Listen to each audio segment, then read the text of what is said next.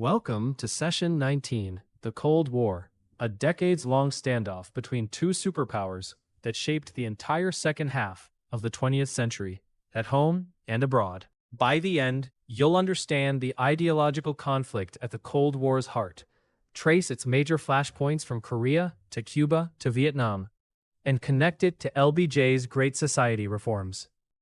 The Cold War was a struggle between the United States defending capitalism and democracy, and the Soviet Union spreading communism. It's called cold because the two nuclear-armed superpowers never fought each other directly. Stalin installed communist governments across Eastern Europe, what Churchill called an Iron Curtain. In response, America adopted containment, the strategy of stopping communism from spreading any further, backed by the Truman Doctrine, the Marshall Plan, and NATO. And the domino theory held that if one nation fell to communism, its neighbors would topple like dominoes, the reasoning that would pull America into Vietnam. The Cold War quickly turned hot in Korea. In 1950, communist North Korea invaded the U.S.-backed South. Truman sent forces under the UN banner. When General MacArthur publicly pushed to widen the war, Truman fired him, a powerful assertion of civilian control over the military. The war ended in a stalemate at the 38th parallel, and Korea remains divided today. Meanwhile, fear of communists at home fueled McCarthyism, Senator Joseph McCarthy's reckless, evidence-free accusations of disloyalty that ruined careers and silenced dissent across the country. Both superpowers built terrifying nuclear arsenals. The logic of mutually assured destruction, MAD, meant that any attack would destroy both sides, which paradoxically kept either from ever launching. The rivalry reached into space. When the Soviets launched Sputnik in 1957, a shocked America created NASA. And in 1969, Apollo 11 landed the first humans on the moon. But the closest call came in the Cuban Missile Crisis of 1962. For 13 days after the U.S. found Soviet nuclear missiles in Cuba, the world stood at the brink of nuclear war, until a negotiated compromise pulled everyone back.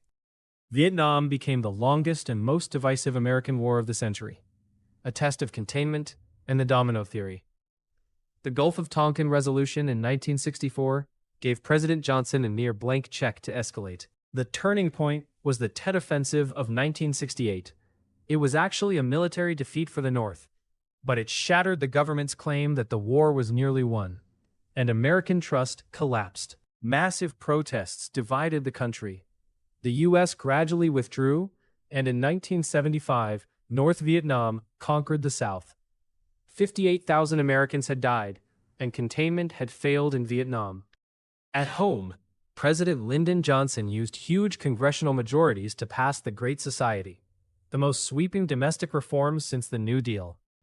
It delivered the landmark Civil Rights Act of 1964 and Voting Rights Act of '65. It created Medicare, healthcare for seniors, and Medicaid, healthcare for low-income Americans, both still cornerstones today. And there's a fascinating connection. The Cold War itself pushed civil rights forward. America couldn't credibly champion freedom abroad while denying it at home, giving the movement extra leverage. Let's test it. Tet was a military defeat for the North, yet it's the turning point that ended Johnson's presidency. Why? Pause and choose. The answer is A. Tet's power was political, not military. It destroyed the administration's claim that victory was near, opening a credibility gap that collapsed support for the war. The government had promised the war was nearly won. Tet's scale, broadcast on live television, proved that false, opening a credibility gap so wide that Johnson chose not to run again. Let's recap Session 19. The Cold War pitted the United States against the Soviet Union, and America's strategy was containment. Korea ended divided at the 38th parallel, and Truman's firing of MacArthur affirmed civilian control. The Cuban Missile Crisis was the closest the world came to nuclear war. Vietnam turned on the Tet Offensive and ended with the fall of the South in 1975. And LBJ's Great Society delivered the Civil Rights Act, the Voting Rights Act, and Medicare.